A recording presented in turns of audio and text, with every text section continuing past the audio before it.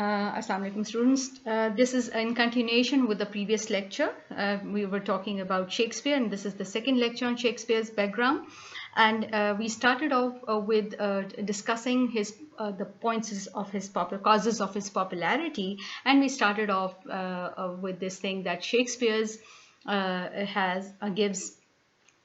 has a variety of themes, and that those themes have got a universal appeal in them, and that is why that is one point of his popularity. Then it is the second point I discussed was meant for simultaneously for layman and the scholar. That means a layman could have enjoyed, and that is something that the play that we would be doing, King Lear, is something that you would find this simultaneously appealing to the layman as well as the scholar element in King Lear. Then there is another cause of his popularity, which is Shakespeare has a profound knowledge of human thoughts and human feelings and human behavior, and which makes him which makes his characters very rich. Then and that also enables him to give, and that's the next point. I hope you have your pens and pencils ready. The next point of his cause of his popularity and points of his superiority is that he has a variety of characters. See, the two plays that you have done, Oedipus Rex and Christopher Marlowe's, they were very limited characters. In Oedipus Rex, there were very limited characters. In Christopher Marlowe, you also saw the main protagonist was Dr. Faustus, and you had many minor characters like Wagner and Reuben and all those different characters. And of course, there were two or three many main characters like Mephistopheles and all. But here in Shakespeare, you will find, especially in King Lear, the play that you would be reading, is that there's a variety of characters. And there's so many characters, and to balance all those characters on one plate and then to present them in that manner is actually quite an art. Although he was not a university graduate, but and yet he's Shakespeare, and his words have become words of wisdom. We'll talk about that shortly. So then he have his variety of characters, and almost all of them identifiable. You may write this down, please. All of them are identifiable with common man. You know, he gives us variety of characters, but all of them identifiable with common man. Then we have his cause of his popularity, and we see it in his art of characterization, but because he goes deep down, and it is an in-depth dealing of all sorts of character, of round characters. Now you must be doing it in especially in the genre of novel, the round characters and the stock characters. Round character, roughly speaking, although Shakespeare's times don't have this definition, which were later given in the 20th century, the early 20th century, by in his book by Elements of the Novel. The writer who's written The Passage to India and Howard Zinn and all. Anyway, so here round character means character which evolves with time, for the better or for the worse, but certainly for the better, not for the worse. That would be a dystopic thing and aspect in that. So art of characterization is very profound in Shakespeare. That is what you find in him. Even the secondary characters, they're not dull, and they're not auxiliary, as you will see especially in this drama, that would be doing. Then we also see perfect plot. Now, uh, um, S.T. Coleridge has categorized Oedipus Rex as an example of perfect plot, or and as Aristotle has also called it a very perfect plot. However, um, in Dr. Faustus, you saw that it was a loose plot. We had your main character, main plot of Dr. Faustus, and then the subplot was loosely connected to it, and there was like it was not very well knit plot. Whereas in Shakespeare, although with so many varieties of character, you will find that he balances them in such a manner that they are a very well knit plot.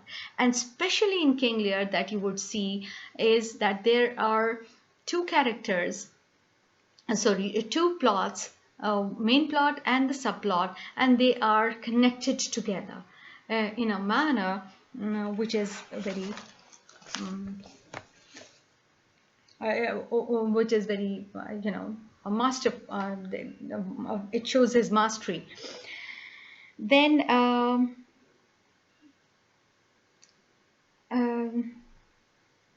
he has a perfect plot, except for songs, which will not be there in King Lear, especially, certainly, but they would be in 12th Night, and they would be only for relief. And however, in this perfect plot, you will find nothing is redundant. Then you find in his writings, in Shakespeare's writing, balanced blend of comedy and tragedy. There is a respect for human feelings and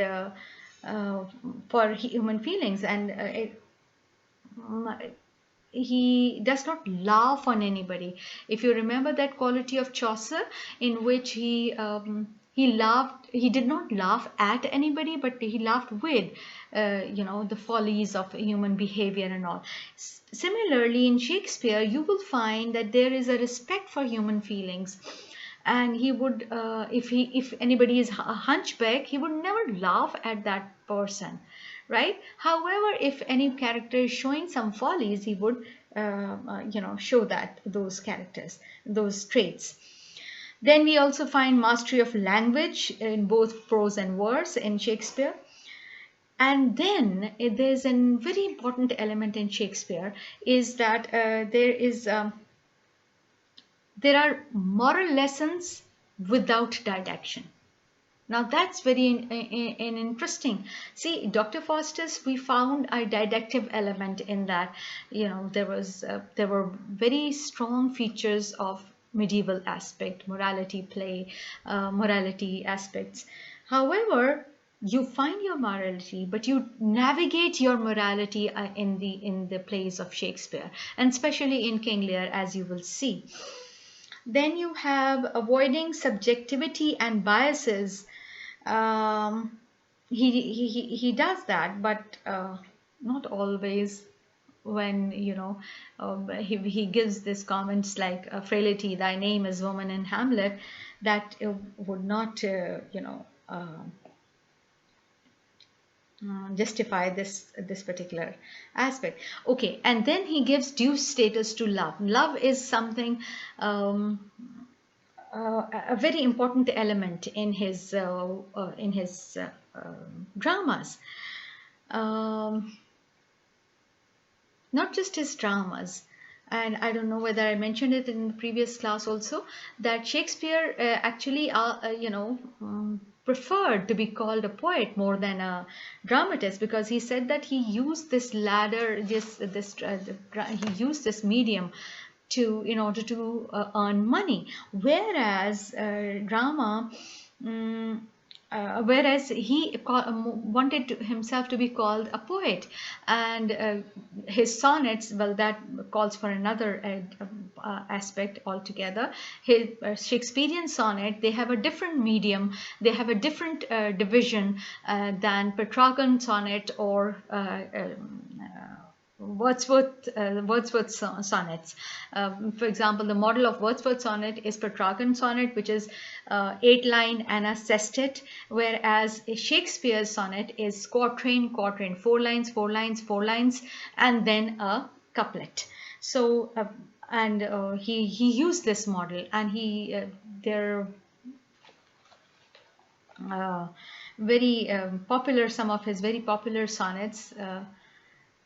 Let me to the marriage of true mind, let me not to the marriage of true minds admit impediments. Love is not love. That it starts with these lines. So anyway, the sonnets, he wanted himself to be called more of a poet. So that is why he has given due status to love. And his words have become and you can just Google them out. I'll just speak one or two more to you. His quotes and have become notions and of wisdom. And another very important feature in his writing style is his optimism and underlying hope. Although King Lear, as you will see, Macbeth, as you will see, Othello, all these, Hamlet even, all these are tragedies. But then there is an optimism and an underlying hope in these dramas. However, now here comes his weaknesses of his. Well, he uses those weaknesses to his disadvantages. Advantage also. For example, he lacks this factual knowledge, but he tactfully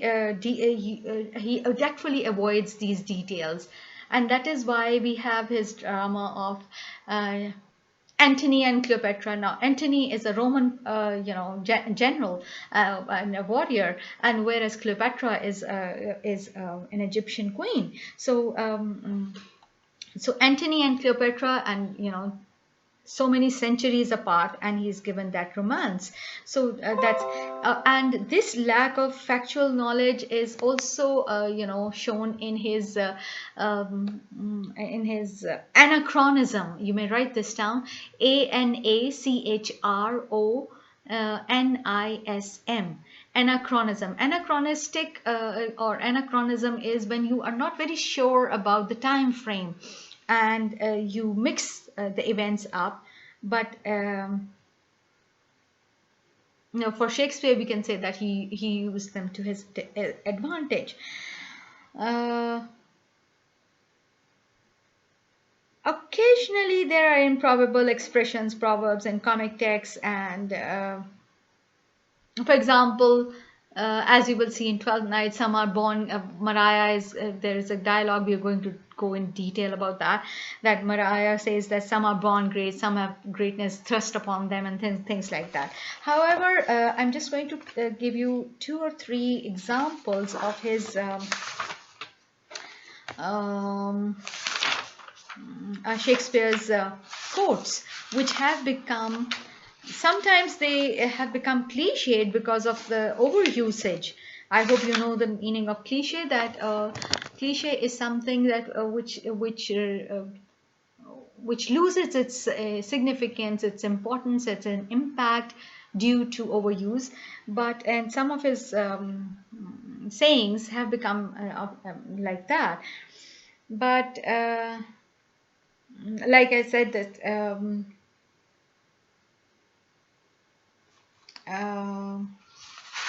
Just a minute.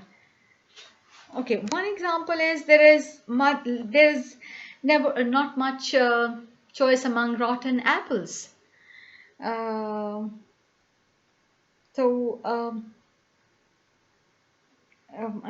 one. And then the devil can write scripture. And and in Macbeth, when Banquo says, if you can look into the seeds of time. Now, see, he's using all these figurative devices into bringing all those figures of speech. You must have done them earlier. You must be knowing that, like metonymy, like synecdoche, and like starting from simile and metaphor, of course. But look at that, it brings depth into his words. For example, if you can look into the seeds of time, and then an old man is twice a child. He says in Hamlet. Um, Now, this is something which you can say, which has become kind of a cliche. Brevity is the soul of wit. Uh, it has been so, or yes, in Hamlet, there's this: nothing is good or bad, but thinking makes it so. That is a quote which was used in declamation contests, some time back. But now it has lost its like that vigor. Then. Mm, the people are the city, right? So these are just small little, and we will be talking about many as we go by. um, Now, let me just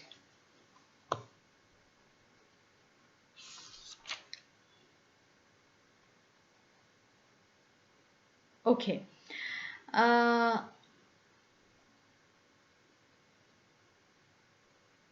Acha.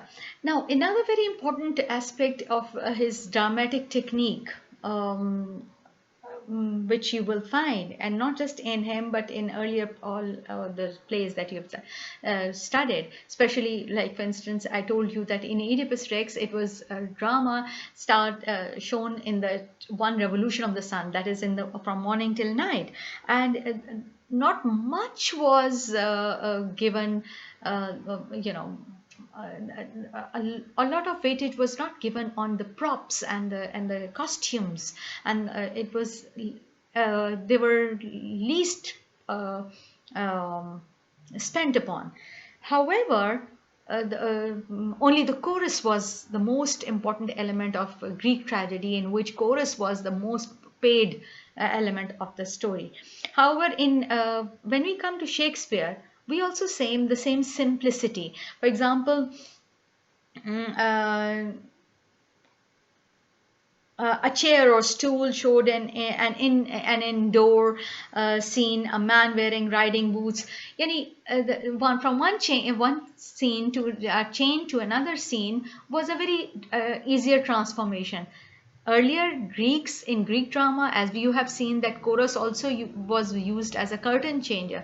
But here, the only a very short elements of the stage scenes are replaced by in the new scene.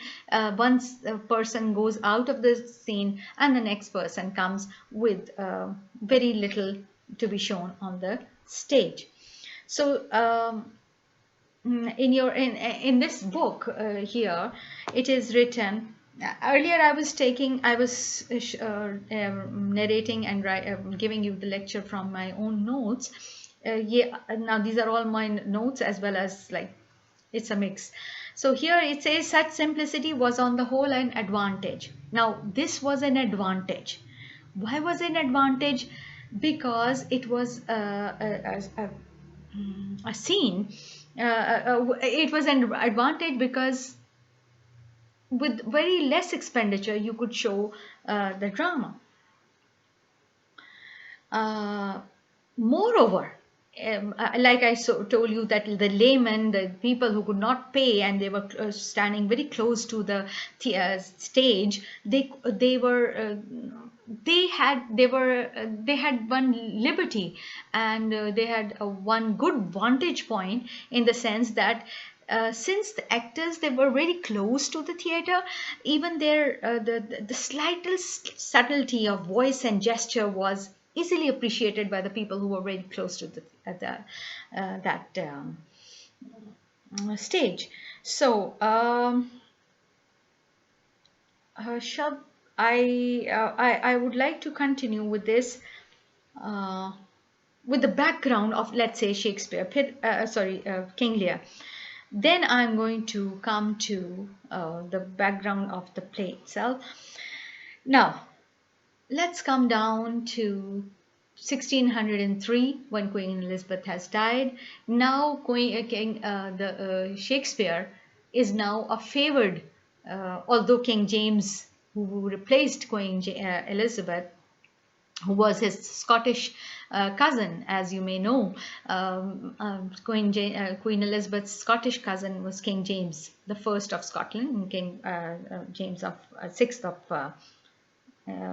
Fourth of I think of England. Anyway, so once he started ruling this whole realm of Scotland and England and Ireland, that was quite a task in itself. And King James, as written in by many critics, was not a very a people who, sorry a person who showed his appearance to the people, or who was very interested in dramas. However, how did King James give his patronage to the Shakespeare's company, especially, and then they became his favored men, and they came to be known as King's men. They were favored to that an extent. So uh, uh, let's talk about um, some background to King Lear. Now, David Dacius, he writes on page number 276 that King Lear, himself was an old Celtic sea god, and it was a folk tale of Lear and his three daughters. Acha. Ab, the thing is that we saw this is no sin, taking inspiration from some old legend or old myth is not a sin. We saw that Oedipus Rex was also taken from some myth, from the legend of Oedipus. Similarly, Dr. Faustus was a play which was earlier written by a German writer, and it was earlier known as Dr. Faust, and its translation was circulating in the market in 1580s, which Christopher Marlowe used to his advantage, and wrote Dr. Faustus's masterpiece. Similarly, you must be aware that Hamlet was also,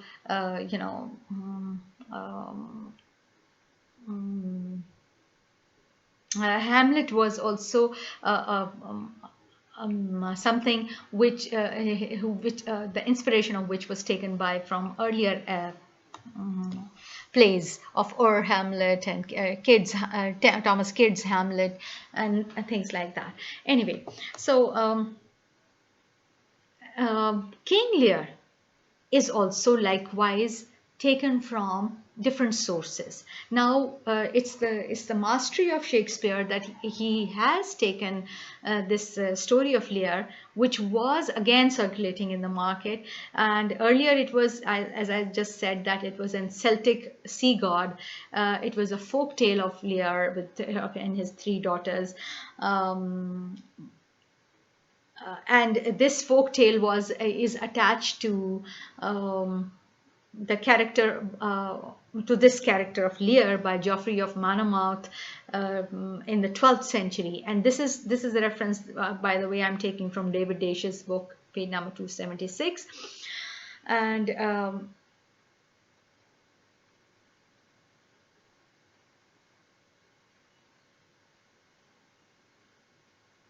okay, so this story of Lear, which Geoffrey of Monmouth had associated with in the 12th century some king Lear, or the sea god of Lear.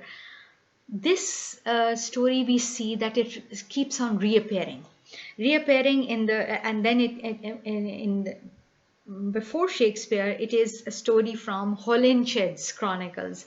Holinshed was his history. He was a historian, and Edmund Spenser's the fairy queen, उसमें इसका सब वो मिलता है. So the story was basically taken from Holinshed's Chronicles and from Edmund Spencer's. Um, for example, Edmund Spencer, he took the largest in conception and implication of all Shakespeare's tragedies. Uh, okay. Um, that although he has taken from different sources, but he actually molded in them in a pot, in a melting pot, in such a manner that they became Shakespeare's own. So and then there is that's one background of Lear, King Lear's and his story. And there's another background to it, that the background goes like this, that it's in 1599, King James of Scotland had written, and this is now from James Shapiro's book. Where did it go? Yes, this one, which is something that I'm going to share with you in soft copy also. And this book is, you would be able to skim through this book, and it is interesting. So these two references I'm taking from James Shapiro's book. Earlier reference of David Daish's was about the King Lear and his, the Holinshed Chronicles and all those things. But here, the background of King Lear is again can be traced back to 1599, when King James of Scotland at that time. See, in 1599 he was in Scotland. He was not the king of this whole isthmus, this whole land of Scotland and England, because Queen Elizabeth was ruling this part of England. Acha. King James of Scotland had written a political handbook for his firstborn child, and warned against divisions of kingdom. So the storyline, as you will see, we will talk about it in the next class, inshallah, the overview of the story of King Lear, that this division of kingdom was something which King James, who by the way is King James at the point at the time of Shakespeare writing this play in 1606. So that was also one aspect, that obviously if Shakespeare is from king's men, he has to write for king's favor also. So that also went into his favor, that King James had written this political handbook for his firstborn child and firstborn son, and he had warned him against a division of kingdom, and he said that kingdoms should be kept straight, and that is mentioned on page number 33. Then Shakespeare as a literary architect, from Lear to Lear, is a chapter in Shapiro's book on page number 47, and that is a very interesting, that Leir to Lear, because earlier versions of Lear's legend was Leir. So he has written a great deal about how did this Leir, Lear, it transformed into Shakespeare's Lear, Lear, and what all were the points of his making it what it was. I think let's call it a day, because then I would be talking about okay, I can just talk about this aspect only, and I think that you can just read it before you come to the next class. Is the gunpowder plot. There was see, King James, he became king of England and Scotland, as I told you, in 1603, but in 1605 there was this gunpowder plot which was plotted against King James, and that was a plot to kill him, and that was that happened on November 5th, 1605, and basically this plot was to end the persecution of Roman Catholics. And I hope that you remember my earlier lecture when I was talking to you about um, um, Dr. Faustus's lecture, that there also this persecution. Queen Mary, when she came on the throne, she persecuted the Protestants. When Queen Elizabeth came on the throne, although it was a very smooth affair, apparently, and it was, but yet there were things that they had to manage through Privy Council, and they had to keep the Protestant England in control of all the subjects, most of the subjects who were Roman Catholics. So this gunpowder plot was actually was initiated by Guy Fawkes. You can just Google it again out, and there's a very small little cartoon clip which is very interesting. You can Google that out about gunpowder plot, which was a failed attempt. They were caught and then they were executed. So that was also it before King Lear. That is going to be in 1606. So we're going to talk about it in our next lecture, inshallah. So this was the background, second lecture on the background of Shakespeare and King Lear. Thank you.